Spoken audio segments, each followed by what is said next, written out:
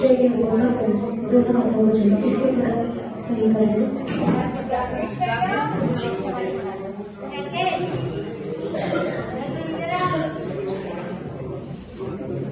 अब अंदर धीरे धीरे करो, धीरे धीरे करो, मन में बोल थोड़ा थोड़ा ज्यादा करना।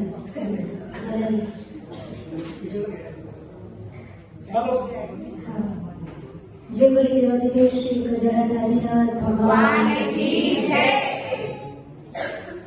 तुभ्यं नमस्ते भुवनादि हराय नाथ, तुभ्यं नमः क्षितितला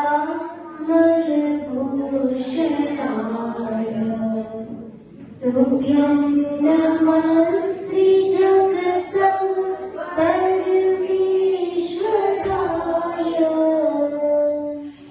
तुभ्यं नमो जिनभवोदधि शोषणाय, तुभ्यं नमः रविसमा तव तेजकाय, तुभ्यं नमः शशिसमो ज्वलवैभवाय, तुभ्यं नमो दुरितजार विनाशनाय, तुभ्यं नमो गुरुविराग शिवप्रदाय। जय बोले अनंत सिद्ध परमेश्वरी भगवान की जय। देवादिदेव श्री गजानन आदिनाथ भगवान की जय। मूलनायक श्री गजानन चंद्र प्रभु भगवान की जय। शासन नायक श्री गजानन महावीर स्वामी भगवान की जय। परम पूज्य वात्सल्य रत्नाकर श्री स्वामी विमल सागर जी महाराज की जय। परम पूज्य तपस्वी सम्राट श्री सन्मति सागर जी महाराज की जय। युग प्रमुख शंकराचार्य गणाचार्य गुरुदेव श्री डॉक्टर विराज सागर जी महाराज की जय। परम पूज्य चर्या शिरोमणि श्री स्वामी विशुद्ध सागर जी महाराज की जय। द्वादशानंद जी महाराज की जय।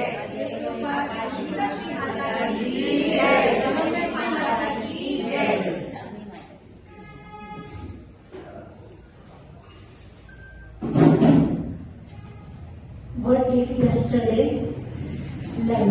कल क्या पढ़ा था? कल वो मुनि की बात और आया था और द्वारका नगरी पूरी चली गई थी। उनकी लेफ्ट साइड से जो पुतला निकला नहीं तो पुण्य और पुरुषार्थ दोनों एक साथ। अकेला पुरुषार्थ से भी जीवन नहीं चलता, अकेले पुण्य से भी जीवन बहुत ज्यादा लंबा नहीं चल सकता, क्योंकि पुण्य भी कभी न कभी क्या हो जाता है, खत्म हो जाता है। इसलिए पुण्य के साथ साथ पुरुषार्थ भी जरूरी है, और पुरुषार्थ करने पर उस ईगो में नहीं रहना चाहिए कि हमने पुरुषार्थ किया है तो मुझे आउटपुट मिलेगा नहीं। और जो इस बिलीफ के साथ जीवन जीता है कि मैं 6 बजे से रात के 9 बजे तक दुकान चलाता हूँ तो मुझे ऐसा आउटपुट मिलना ही चाहिए, तो वो एक दिन डिप्रेशन में आ जाएगा, क्योंकि हमेशा पुरुषार्थ से भी जीवन नहीं चलता। पुरुषार्थ और पुण्य दोनों जब बैलेंस में चलते हैं तब हमको कोई भी फील्ड में और कोई भी जगह पे, जिस जगह हम काम कर रहे हैं वहाँ सक्सेस मिल सकती है। कभी पुरुषार्थ ज्यादा पर पुण्य लो तो सक्सेस मिलने वाली नहीं है। कभी पुण्य अच्छा है और पुरुषार्थ आपने कम किया तो भी सक्सेस मिल जाएगी, क्योंकि पुण्य अच्छा है। और पुण्य के अच्छे समय में आपने पुरुषार्थ भी अच्छा कर लिया तो क्या हो गया, सीजन थी और सीजन के आने के पहले ही हमने बीज बो दिए हैं, तो जब सीजन आएगी तब फसल इजीली मिल जाएगी। तो पुण्य जब हमारा अच्छा होता है तो पुरुषार्थ को भी क्या करना चाहिए, स्ट्रॉन्ग बनाना चाहिए। और जब पुरुषार्थ हम स्ट्रॉन्ग करते, पुण्य जब डाउन है तब पुण्य को क्या करना चाहिए, बढ़ाना चाहिए कि हम जो पुरुषार्थ करें उसका आउटपुट मिले।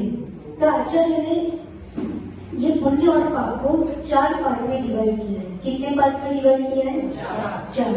फर्स्ट इज पुण्यानुबंधी पुण्य। क्या बोलो तो याद हो जाए। फर्स्ट वर्ड पुण्यानुबंधी पुण्य। सेकंड पुण्यानुबंधी पाप। क्या? थर्ड, पापानुबंधी पुण्य। क्या? फोर्थ, पापानुबंधी पाप। याद हो गया? सिंपल। पुण्यानुबंधी पुण्य, पुण्यानुबंधी पाप, पापानुबंधी पाप, पापानुबंधी पुण्य। ये 4 पार्ट में डिवाइड किया है। अब we have to check ourselves कि हम इन 4 कैटेगरीज में से किस कैटेगरी में काम करते हैं, राइट? पुण्यानुबंधी पुण्य का मतलब ऐसा पुण्य का उदय है और तब पुण्यानुबंधी पुण्य, उसकी संधि अलग कर दो तो उसमें आंसर लिखा है पुण्य का अनुबंध कराने वाला पुण्य, राइट? पुण्य का उदय है और उस समय पुण्यानुबंधी पुण्य, यानी पुण्यानुबंधी पुण्य, तो पुण्य को तो रखो, पुण्य का उदय है। और पुण्यानुबंधी, उसका मतलब आप ऐसे कुछ एक्शंस कर रहे हो अपने जीवन में जिससे नए पुण्य कर्म का क्या हो रहा है? इन्फ्लक्स हो रहा है। दूसरा, पुण्यानुबंधी पाप, यानी पाप कर्म का उदय है फिर भी आप क्या कर रहे हो? पुण्य का अनुबंध कर रहे हो। तीसरा, पापानुबंधी पाप, पाप कर्म का उदय है और उसमें जीव फिर और क्या कर रहा है? पाप का अनुबंध कर रहा है। फोर्थ, पापानुबंधी पुण्य, है पुण्य का उदय बट काम कैसे कर रहा है? पाप का अनुबंध करना। अनुबंध यानी आगे के लिए पाप को और जोड़ना, राइट? तो हम किस कैटेगरी में?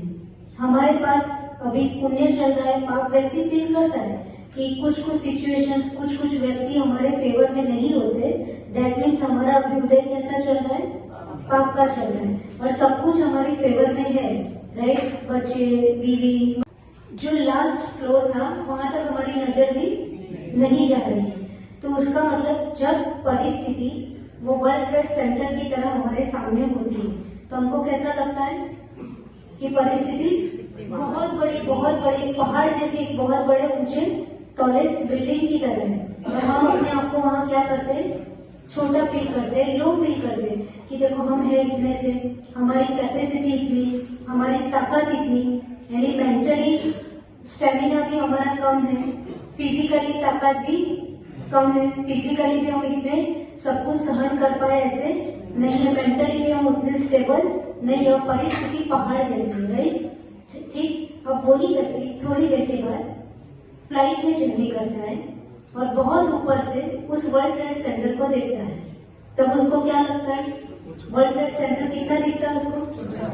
चींटी जैसा। कैसा दिखता है? छोटा सा दिखता है।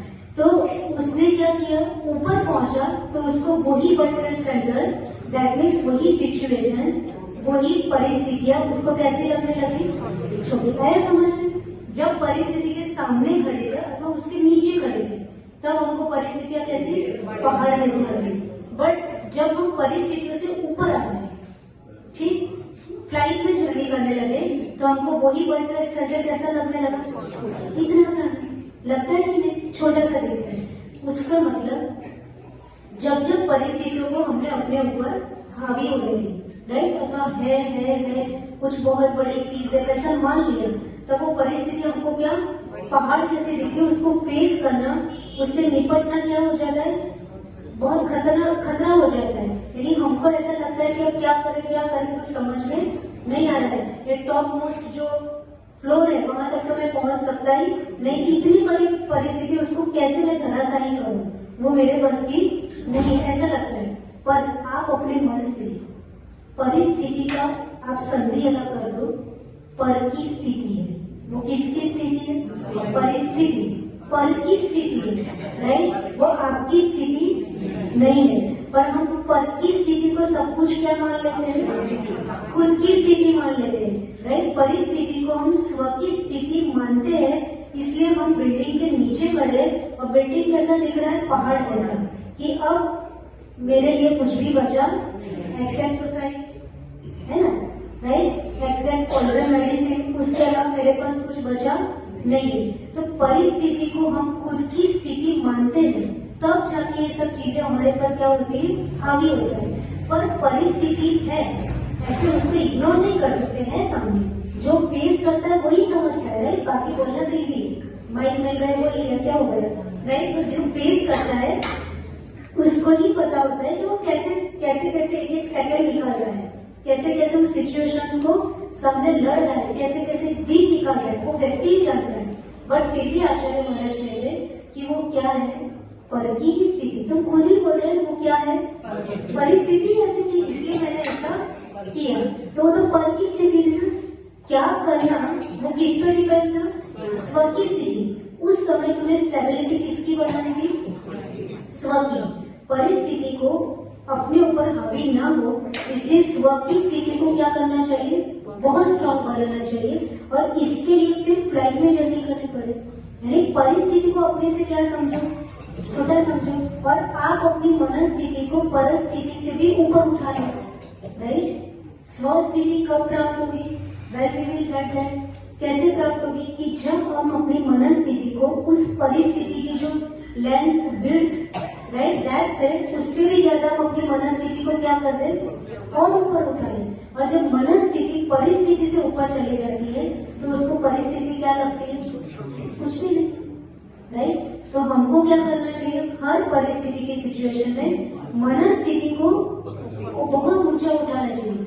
अपनी थॉट पैटर्न उस समय बहुत हाई लेवल की हो जानी चाहिए, बहुत पावरफुल और पॉजिटिव हो जानी चाहिए, जिससे हमको लगे कि परिस्थिति तो इट्स ओके, आती रहती है, जाती रहती है, वो हमको खुद छोटी लगने लगती है, आज आई कल चली जाएगी, कुछ भी चीज परमानेंट रहने वाली नहीं है। तो क्या करना चाहिए, परिस्थिति को परिस्थिति समझो, पर की स्थिति है, उस समय मेरा पुरुषार्थ क्या होना चाहिए।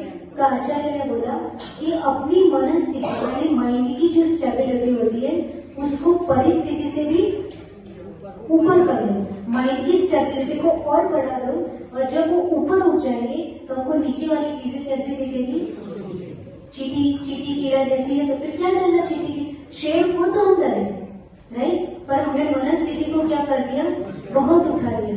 इसलिए 3F हमेशा याद रखना चाहिए। क्या याद रखना चाहिए, जब जब परिस्थितियां अपने पर हावी होती है तब 3F याद रखना चाहिए। फर्स्ट F फॉर फेस, क्या, face, first F for face. Face का मतलब जो भी परिस्थिति हो उसको क्या करो, फेस का मतलब चेहरा ही नहीं होता, फेस का दूसरा मतलब सामना करो, चैलेंज। राइट, वो परिस्थिति आपके सामने एज अ चैलेंज है, उसको क्या करो, फेस करो, है ना, उससे डरना नहीं है। अब जो है सो accept so as it is, जैसा है उसको क्या करो, एक्सेप्ट करो, फेस करो। सेकेंड है फाइट, उससे क्या करो, फाइट करो, यानी जो परिस्थिति है पहले तो एक्सेप्ट कर लो कि ये है, अब क्यों है, मेरी गलती नहीं थी, सामने वाले की गलती थी, मेरे को बिना मतलब आउटपुट मिल रहा है, गलती उसकी थी, मैंने तो अपने जीवन में कभी कोई गलत काम। इतने सज्जन बनते हैं जब परिस्थिति आती तब कि मैंने अपने जीवन में कभी कोई गलत काम किया है। इस दूसरे दुनिया में कितने गलत काम करते हैं, उनको तो सब स्मूथली चल रहा है, और मैं हमेशा अच्छा करती हूँ, मैंने कभी किसी को पीड़ा पहुंचाई, न कष्ट, न किसी का गलत किया, न बिजनेस में गलत किया, न फैमिली में, न रिलेशन में, है ना, हर जगह में सहती रही। राइट, किसी का गलत मैंने कभी भी किया नहीं, तो भी परिस्थितियां मेरे पास ही आती है। राइट, तो हम क्या करते तब, ये फिंगर सबके सामने करते कि नहीं, परिस्थिति आई तो हमने सबसे पहले फिंगर करी हस्बैंड पे कि बिकॉज ऑफ माई सिचुएशन, ये मेरी जो सिचुएशन है उसके रिस्पॉन्सिबल कौन है। ये ग्रंथ का नाम तो पूरा गोमर सार जी, पूरा करो, अभी तो बोला कर्मकांड जी, राइट, गोमर सार कर्मकांड किसका ग्रंथ है, आपने आंसर किसका दिया, कर्म सिद्धांत का लिखा, कर्मकांड इतना बड़ा तो लिखा। गोमर सार जी कर्मकांड किसका ग्रंथ है, जिसमें कार्मिक फिलोसॉफी बताई, कर्म प्रकृतियां कैसे काम करती, राइट, किस तरह से किस जीव की कितनी प्रकृतियां हमको मिलती बाय डिफॉल्ट, कितनी प्रकृति को हम अपने पुरुषार्थ से चेंज कर सकते हैं, वो आगे किस तरह से कैसे कैसे कैरी फॉरवर्ड होती है हमारी लाइफ में, ये सब डिस्क्राइब करने वाला ग्रंथ क्या है, गोमर सार जी कर्मकांड। किसने लिखा था,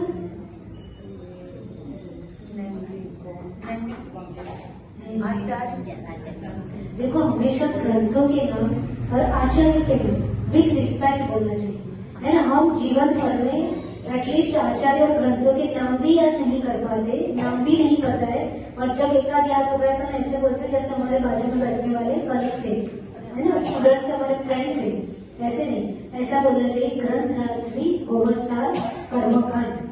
तो श्री लगाओ, पीछे जी लगाओ। हम अपने नाम के आगे तो श्रीमान, श्री, जी सब कुछ चाहते हैं, राइट? कोई ऐसा बोलते तो वो चंदूलाल इधर आ जाओ, वो चंदूलाल को कितना खराब लगेगा, है ना? और तुम इतने बड़े महान महान आचार्य जो अपनी तपस्या करके घंटों घंटों 10-10, 12-12 घंटे अपनी साधना के ज्ञान के माध्यम से इतने बड़े ग्रंथ लिख के गए, और हम तो ऐसे नाम लेते कि जैसे अपने घर के ही हो, राइट? अपनी लास्ट में हो कि माता जी तो अपनी ही है, गाय को अपनी हो, उनके मम्मी पापा की नहीं, तुम्हारे गाय को अपनी, है ना? यानी अच्छी खासी मिस्टेक करेगा व्यक्ति और फिर धीरे से बोलेंगे अरे कुछ नहीं, माता जी तो अपनी ही है, राइट? वो किसी की नहीं है, राइट? और कोई किसी का नहीं है, माता जी नहीं, एवरीवन, हर व्यक्ति स्वतंत्र है, कोई किसी का। हम गलती से सबको मान के बैठे हैं, राइट?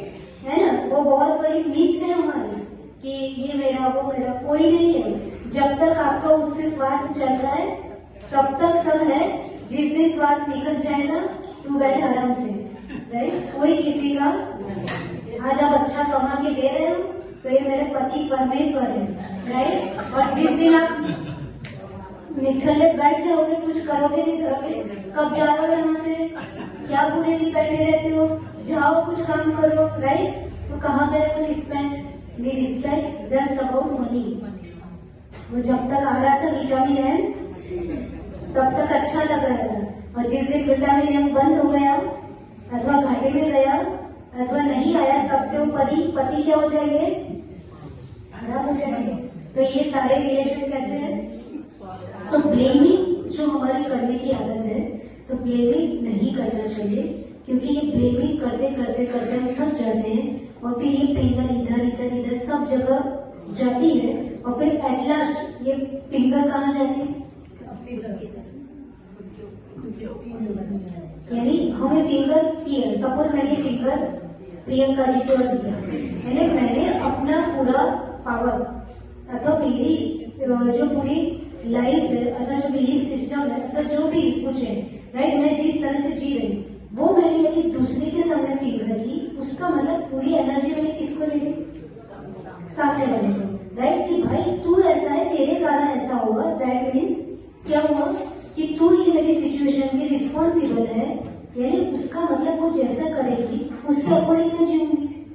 यदि मैंने किसी पे ब्लेम किया, वो हंसाएगी तो मैं हंसूंगी, उसने ब्ला ब्ला ब्ला बोल दिया तो मैं रोऊंगी, राइट? यानी इन शॉर्ट मैंने अपनी लाइफ पर किसी के सामने ब्लेम किया, फिंगर की, दैट मीन्स मैंने अपनी लाइफ का रिमोट कंट्रोल किसको दे दिया? सामने वाले का। कि तू ऐसा करता है इसलिए मैं ऐसी हूँ, तू ऐसा करता है इसलिए मैं ऐसी हूँ, तू अच्छा करता है तो बहुत अच्छी हूँ, तू खराब करता है तो, यानी सामने वाले पे हम पूरे डिपेंड होते हैं।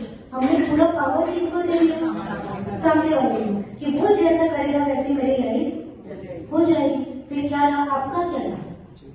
कुछ भी नहीं। यानी आपने ब्लेम करके बहुत बड़ा काम नहीं किया, आपने अपनी पूरी सिचुएशंस के रिस्पॉन्सिबल किसी को बना के ये प्रूव कर दिया कि आप 100% उसके क्या थे?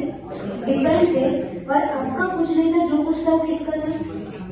सामने वाले का था। अब वो जैसा चाहे वैसा आपको कठपुतली की तरह नचे, और नचाता है व्यक्ति, राइट? आप जब बहुत डिपेंड किसी पे बन जाते हो तो कठपुतली की तरह आपको क्या करता है?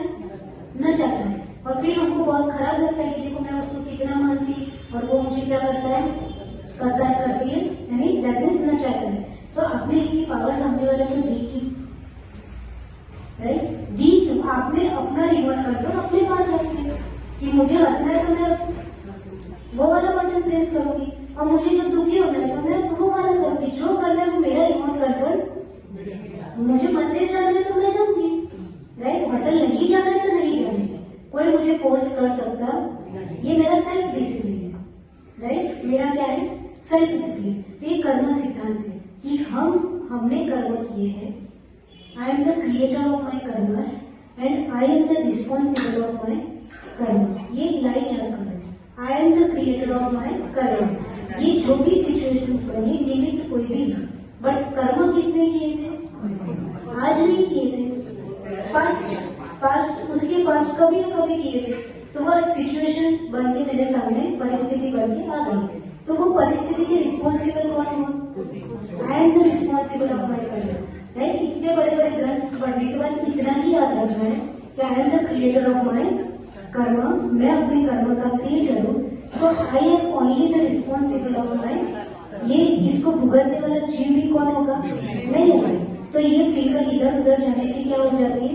बंद हो जाती है, क्योंकि उस समय कर्म सिद्धांत हमको अलर्ट करेगा, you are the creator of your karmas and you are only the responsible of your karmas.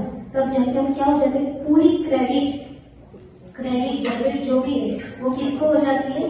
खुद पे आ जाती है, राइट। जब खुद पे आ जाती है तो हमारी एनर्जी बचती है। क्या होता है? क्योंकि हम बैठे बैठे